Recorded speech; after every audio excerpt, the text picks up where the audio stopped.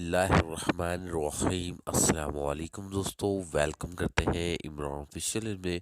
वो तमाम मेरे भाई जो सऊदी अरब का सफ़र करना चाहते हैं, सऊदी अरब से मज़ीद सख्तियाँ की जा रही हैं। वो तमाम हजरात जिनको पहले क्वारंटाइन करना पड़ता था 5 दिन या 3 दिन, तो सऊदी वजारत सेहत और सऊदी वजारत दाखिला की तरफ से एक नई मुसीबत सामने आई है। उसका नोटिफिकेशन भी पास कर दिया गया है।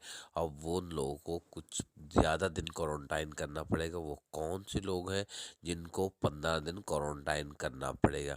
तो मुकम्मल डिटेल इन्फॉर्मेशन इसी वीडियो में आपके साथ शेयर करने से पहले वीडियो को लाइक और चैनल को सब्सक्राइब कर लें। वीडियो को ज़्यादा से ज़्यादा शेयर कर दें ताकि वो तमाम मेरे भाई जो सऊदी अरब का सफ़र करना चाहते हैं इस बात को जान लें कि अब उनको पर किन जो दोस्त भाइयों को 15 दिन क्वारंटाइन करना पड़ेगा।